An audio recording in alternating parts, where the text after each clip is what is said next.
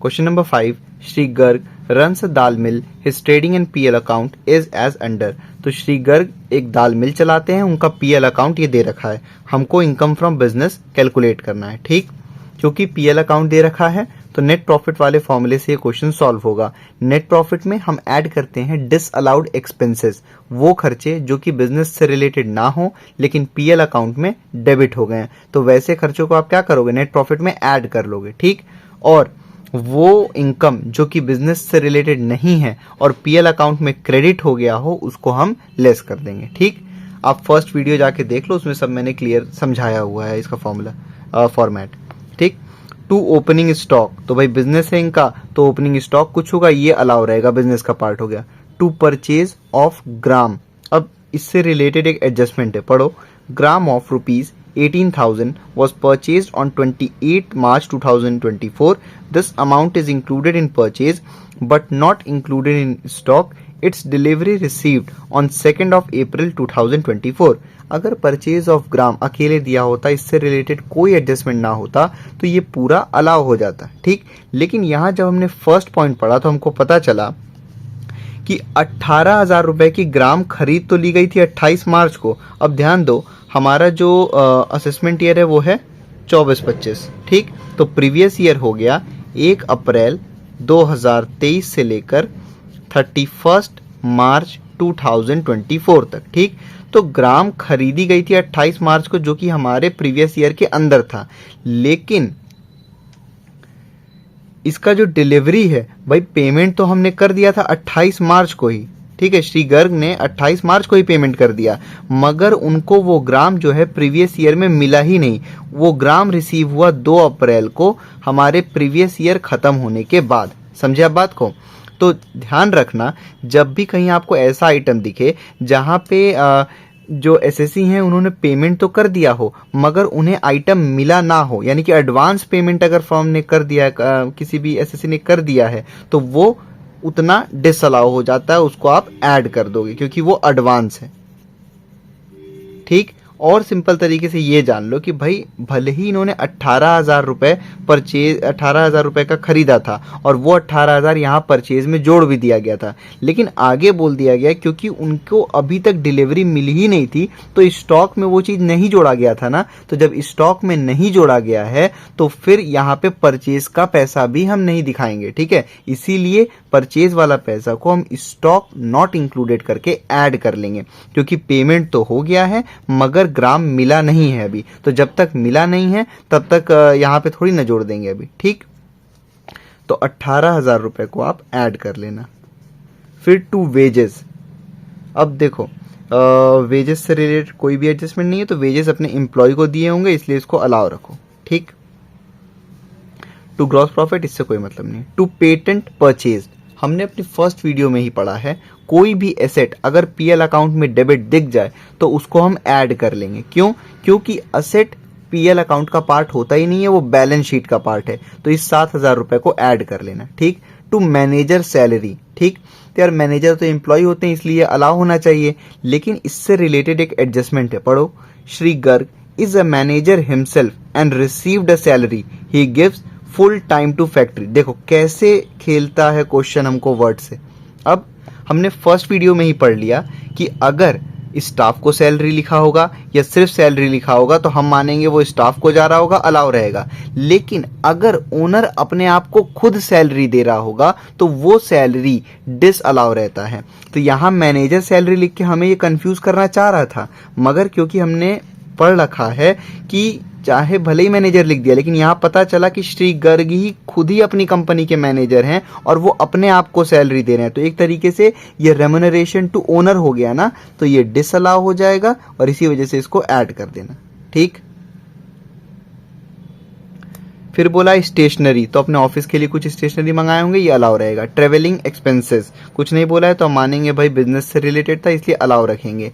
Repair कुछ नहीं बोला है तो मानेंगे ऑफिस का ही रिपेयर है, अलाउ रहने देंगे। इंश्योरेंस ये भी इससे भी रिलेटेड कुछ नहीं बोला है तो भाई सिंपली इसको अलाउ कर देते हैं। ओवरड्राफ्ट इंटरेस्ट, ओवरड्राफ्ट इंटरेस्ट हमेशा ही अलाउ रहता है, ये बिजनेस का पार्ट होता है। टू ऑफिस एक्सपेंसेस, इससे रिलेटेड एडजस्टमेंट में पता चला office expenses include ₹2000 for expenses on Deepavali. तो इसको हम ऐसा मानेंगे कि भाई जैसे ऑफिस में ही कुछ दीपावली का बोनस देना हुआ होगा या कुछ ऑफिस में डेकोरेट किए होंगे, उसका खर्चा ये आया होगा, इसीलिए ये अलाउ ही रहेगा। ठीक। Two labour welfare expenses, labour से रिलेटेड है यानी कि बिजनेस से रिलेटेड हो गया, यानी कि अलाउ रहेगा। टू कंपनसेशन, तो कंपनसेशन, और यहाँ 6 पॉइंट में बोला गया compensation paid for breach of contract, contract breach करने के लिए, कॉन्ट्रैक्ट को तोड़ने के लिए अगर कंपनसेशन पे हुआ है तो वो अलाउ रहता है। यही अगर पेनाल्टी रहता तो वो डिसअलाउ रहता है। ठीक है, ध्यान रखना इस चीज़ को। अब इधर और कुछ नहीं बचा है, अब इधर आ जाते हैं। सेल ऑफ पल्सेस, भाई दाल मिल है इसलिए अलाउ रहेगा। सेल ऑफ हस्क, ये भी इनके बिजनेस से रिलेटेड है, अलाउ रहेगा। क्लोजिंग स्टॉक अलाउ रहेगा। ग्रॉस प्रॉफिट से कोई मतलब नहीं है। प्रॉफिट फ्रॉम वीट बिजनेस, तो भाई ये भी बिजनेस से रिलेटेड है इसलिए अलाउ रहेगा। फिर बोला है income from the commission of agency business, इनका कोई एजेंसी होगा उससे कमीशन आ रहा है तो ये भी बिजनेस का ही पार्ट होता है इसलिए ये अलाउ रहेगा। ठीक। फर्स्ट एडजस्टमेंट हम देख चुके हैं, सेकंड देख चुके हैं, थर्ड भी देख चुके हैं, फोर्थ पढ़ते हैं अब। Assets of the factory were as follows, factory building 1.5 lakh रुपए की थी और मशीनरी 1 अप्रैल 2023 उसका प्राइस था 2 लाख रुपीज। अब ध्यान दो, हमने फर्स्ट वीडियो में ही पढ़ा अगर कोई भी एसेट पीएल अकाउंट में डेबिट रहता है तो उसको हम क्या करते हैं, ऐड करते हैं। तो क्या ये बिल्डिंग और मशीनरी पीएल अकाउंट में डेबिट है? नहीं। तो क्योंकि ये दोनों पीएल अकाउंट में नहीं है ना, तो इसको आप नेट प्रॉफिट में नहीं ऐड करोगे, ध्यान रखना। ठीक, ये चीज तो क्लियर हो गई आपको। जैसे भाई यहाँ पे ये पेटेंट था तो ये एक एसेट था, पीएल में डेबिट था, इसीलिए हमने ऐड कर लिया। ठीक, लेकिन ये दोनों क्योंकि पीएल में नहीं डेबिट है इसलिए इसको हम नहीं ऐड करेंगे। बट फिफ्थ पॉइंट पढ़ो, depreciation on above assets is not charge in PL account. Depreciation इन दोनों एसेट पे यहाँ पे चार्ज नहीं हुआ है। तो हमने एक तीसरी हेड पढ़ी थी यहाँ पे, वो हम लेते थे expenses allowed as deduction but not debited to PL account. वो खर्चे जो डिडक्शन के तौर पे अलाउ होते हैं मगर पीएल में डेबिट ना हुए हों तो वो हम लेस करते हैं। तो क्योंकि डेप्रिसिएशन इन दोनों पे यहाँ पीएल अकाउंट में नहीं शो किया गया है तो आप क्या करोगे, इन दोनों का डेप्रिसिएशन शो करोगे। ठीक, अब बिल्डिंग का हमने याद किया था कि अगर कोई भी अदर बिल्डिंग है तो 10% डेप्रिसिएशन लगता है, ये फर्स्ट वीडियो में मैंने पढ़ाया था।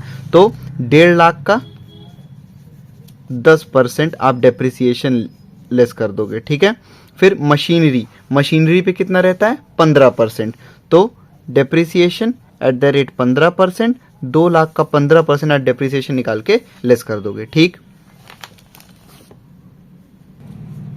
अब एक चीज नोट करो, यहाँ ये तो बोल दिया कि डेप्रिसिएशन इन दोनों पे नहीं चार्ज हुआ है पीएल में, लेकिन क्या नोट करो पेटेंट भी तो यहाँ पे एसेट था, क्या पेटेंट पे डेप्रिसिएशन यहाँ कहीं शो हुआ है? चेक करो, पेटेंट पे भी डेप्रिसिएशन नहीं शो हुआ है ना। तो वो हमारा काम है कि असेट का अगर डेप्रिसिएशन पीएल अकाउंट में नहीं शो किया है तो वो हमारा काम है शो करना। ठीक, तो इन दोनों का तो डेप्रिसिएशन आप शो करोगे ही, उसके अलावा डेप्रिसिएशन पेटेंट का भी करोगे। और पेटेंट होता है इंटेंजिबल एसेट और इंटेंजिबल एसेट का कितना होता है, 25%। ठीक, तो पेटेंट का 25% डेप्रिसिएशन आप लेस कर दोगे। ठीक, तो 1 2 3 4 5 और ये 6, ये 6 के 6 एडजस्टमेंट भी हमने देख लिए। अब हम इनकम फ्रॉम बिजनेस इसका कैलकुलेट करेंगे। सॉल्यूशन देखते हैं 5 का। सबसे पहले हम नेट प्रॉफिट लेंगे। नेट प्रॉफिट दिया हुआ है 1,50,400। इसमें हम ऐड करते हैं डिसअलाउड एक्सपेंसेस, वो खर्चे जो कि बिजनेस से रिलेटेड नहीं हैं लेकिन पीएल अकाउंट में डेबिट हो गए हैं। तो आप बैक करके देख सकते हो, मैंने क्वेश्चन में एक एक पॉइंट समझाया हुआ है। ठीक है, तो ओपनिंग स्टॉक अलाउ रहेगा। परचेज ऑफ ग्राम, ऐसे तो ये अलाउ रहना चाहिए लेकिन जब हमने पहला एडजस्टमेंट पढ़ा तो हमको पता चला कि इसमें 18,000 रुपये जो था वो परचेज का इंक्लूड किया गया था ग्राम का। ठीक, लेकिन वो ग्राम की जो डिलीवरी थी वो हमारे प्रीवियस ईयर में हमको, मतलब श्री गर्ग के प्रीवियस ईयर में उनको मिली ही नहीं। तो जब तक स्टॉक की डिलीवरी ना हो जाए तो उसका पेमेंट ऐड नहीं करते हैं हम। ठीक, तो एडवांस पेमेंट जो होता है उसको ऐड कर लेते। तो यहाँ 18,000 रुपये हमने पेमेंट किया था। ठीक, और स्टॉक मिला नहीं था अभी तक हमको, तो यहाँ लिख दो stock not included. Previous year में नहीं आया था ना 18,000 रुपये का ग्राम, तो वो आप डिसअलाउ करके ऐड कर लो। ठीक, उसके बाद यहाँ लिखा हुआ है वेजेस, तो अलाउ रहता है, ग्रॉस प्रॉफिट से कोई मतलब नहीं। पेटेंट परचेज हमने पढ़ा था, any asset debited in PL account will be added, तो भाई क्योंकि ये बैलेंस शीट का पार्ट होता है, तो पेटेंट एक एसेट है, इसका पूरा अमाउंट ऐड कर लो यहाँ पे। उसके बाद मैनेजर सैलरी, देखो यहाँ हमको कंफ्यूज करने की ये कोशिश किया था, सिर्फ मैनेजर, अभी हम एडजस्टमेंट ना पढ़ते तो हम इसको अलाउ करके आगे बढ़ जाते क्योंकि मैनेजर तो स्टाफ होते हैं, लेकिन जब हमने एडजस्टमेंट पढ़ा तो हमको पता चला कि श्री गर्ग जो खुद मालिक हैं इस कंपनी के, वही अपने आप को मैनेजर शो करके सैलरी ले रहे हैं। ठीक है, तो और लेकिन हमने पढ़ रखा था ये चीज़ कि भाई ओनर को अगर कोई भी सैलरी मिल रही है तो वो डिसअलाउ होता है, तो यहाँ लिखो टू मैनेजर सैलरी, मैनेजर है कौन, श्री गर्ग खुद ही हैं, तो वो ओनर हो गए ना, तो ओनर को जो सैलरी मिलता है वो डिसअलाउ रहता है 13,200। ठीक, उसके बाद स्टेशनरी बिजनेस का होगा, अलाउ रहने दो। ट्रेवलिंग एक्सपेंसेस बिजनेस का होगा, अलाउ रहने दो। रिपेयर बिजनेस का कराए होंगे, अलाउ। इंश्योरेंस, ओवरड्राफ्ट, इंटरेस्ट, ये सब अलाउ रहता है। ऑफिस एक्सपेंसेस, इससे रिलेटेड एडजस्टमेंट था कि ऑफिस एक्सपेंसेस में 2,000 रुपये एक्सपेंस है दीपावली पे, तो वो अपने ऑफिस में ही एक्सपेंस किए होंगे, जैसे लाइट लगाना या फिर कोई भी बोनस देना इस तरीके का, तो वो अलाउ ही रहता है। Labour welfare expenses, labour business से रिलेटेड अलाउ रहेगा। Compensation, compensation is paid for breach of contract लिखा हुआ है एडजस्टमेंट में, तो अगर पेनाल्टी रहता तो वो डिसअलाउ रहेगा, लेकिन अगर ब्रीच ऑफ कॉन्ट्रैक्ट के लिए कंपनसेशन है तो वो अलाउ ही रहेगा। ठीक, तो और कुछ नहीं है, इन तीनों को आप क्या करो, ऐड कर दो। 18,000 प्लस 7,000 प्लस 13,200, ये हो गया 38,200। इसको नेट प्रॉफिट में ऐड कर लो, ये हो गया 1,88,600। ठीक, उसमें से हम लेस करते हैं डिसअलाउड इनकम, वो इनकम जो कि बिजनेस से रिलेटेड नहीं है लेकिन पीएल अकाउंट में क्रेडिट हो गया हो। ठीक, तो सेल ऑफ पल्स अलाउ रहेगा, हस्क अलाउ रहेगा, क्लोजिंग स्टॉक अलाउ रहेगा, ग्रॉस प्रॉफिट ब्रॉट डाउन, ये भी इससे कोई मतलब नहीं। प्रॉफिट फ्रॉम वीट बिजनेस, तो प्रॉफिट फ्रॉम वीट बिजनेस, भाई ये बिजनेस ही है इसलिए अलाउ रहेगा। Income from commission of agency business, agency business से आया तो ये भी अलाउ ही रहता है। ठीक है, बिजनेस का ही पार्ट होता है, यानी कि डिसअलाउड इनकम के नाम पे कुछ भी नहीं है। ठीक है,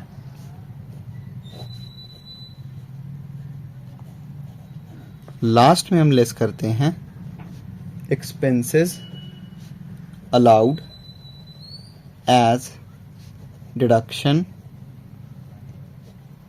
but not debited to PL account, वो खर्चे जो डिडक्शन के तौर पे अलाउ होते हैं मगर पीएल में डेबिट नहीं हुए हैं।